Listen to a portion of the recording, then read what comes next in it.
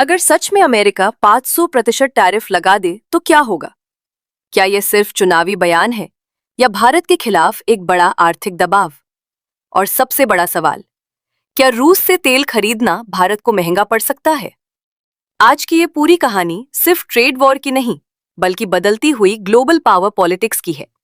Video को अंत तक जरूर देखिए, क्योंकि आखिर में हम समझेंगे कि भारत के लिए असली खतरा क्या है और असली मौका कहाँ छिपा है।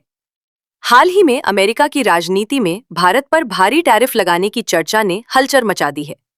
खासकर रूस से तेल खरीद को लेकर अमेरिका के कुछ नेताओं ने सख्त रुख दिखाया है।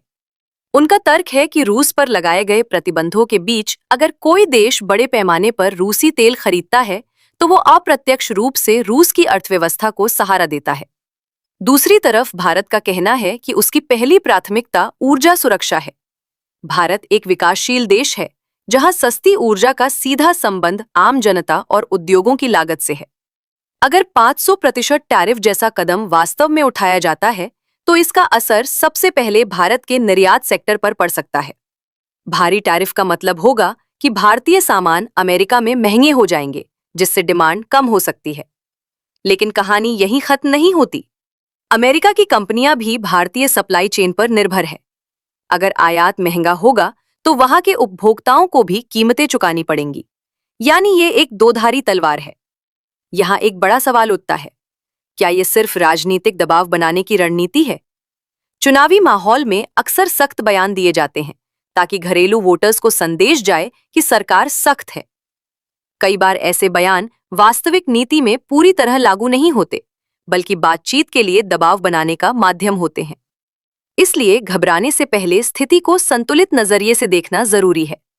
अगर आप यहां तक जुड़े हैं तो वीडियो को लाइक जरूर करें और अपनी राय कमेंट में लिखें कि क्या यह असली खतरा है या सिर्फ राजनीतिक बयानबाजी। दूसरी ओर वैश्विक स्तर पर डी-डॉलराइजेशन की चर्चा भी तेज है।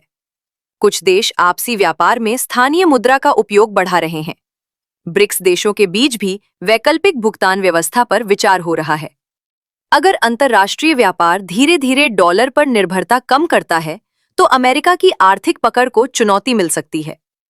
लेकिन यह प्रक्रिया धीमी और जटिल है। तुरंत कोई बड़ा बदलाव आना मुश्किल है। भारत की रणनीति अब तक स्ट्रैटेजिक ऑटोनॉमी पर आधारित रही है। इसका मतलब है कि भारत अपने राष्ट्रीय हितों को प्राथमिकता देता है और किसी एक ब्लॉक पर पूरी तरह निर्भर नहीं होता। भारत अमेरिका के साथ भी साझेदारी बढ़ा रहा है, वहीं रूस के साथ ऊर्जा और रक्षा संबंध बनाए हुए है। यह संतुलन बनाना आसान नहीं है, लेकिन यही भारत की विदेश नीति की खासियत मानी जाती है।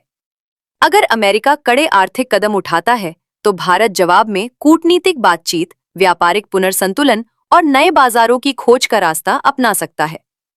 भारत का निर्यात सिर्फ अमेरिका पर निर्भर नहीं है। यूरोप, मध्य पूर्व, अफ्रीका और दक्षिण पूर्व एशिया भी बड़े बाजार हैं। सप्लाई चेन संकट के बाद कई वैश्विक कंपनियां चाइना +1 रणनीति के तहत भारत को विकल्प के रूप में देख रही हैं। ऐसे में भारत के पास अवसर भी है। ये भी समझना जरूरी है कि किसी भी बड़े टैरिफ का असर सिर्फ 2 देशों तक सीमित नहीं रहता। ग्लोबल सप्लाई चेन आपस में जुड़ी हुई हैं। अगर भारत अमेरिका के बीच तनाव बढ़ता है तो वैश्विक बाजारों में अस्थिरता आ सकती है। शेयर बाजार, करेंसी मार्केट और कमोडिटी प्राइस पर असर दिख सकता है। इसलिए यह मुद्दा सिर्फ राजनीतिक नहीं, बल्कि आर्थिक स्थिरता से भी जुड़ा है। अब जरा सोचिए, क्या अमेरिका वास्तव में इतना बड़ा कदम उठाएगा जिससे उसकी अपनी कंपनियां और उपभोक्ता भी प्रभावित हों? या यह सिर्फ एक नेगोशिएशन टूल है? आपकी क्या राय है? कमेंट में जरूर बताइए। अगर आपको यह विश्लेषण उपयोगी लग रहा है तो चैनल को सब्सक्राइब करना ना भूलें, क्योंकि हम ऐसे ही गहरे और संतुलित विषयों पर चर्चा करते हैं। भारत के लिए सबसे बड़ा सवाल ये है कि वह अपने निर्यात को कैसे मजबूत बनाए और ऊर्जा के स्रोतों में विविधता कैसे लाए। अगर भारत नवीकरणीय ऊर्जा, घरेलू उत्पादन और नए व्यापार समझौतों पर तेजी से काम करता है तो बाहरी दबाव का असर कम किया जा सकता है।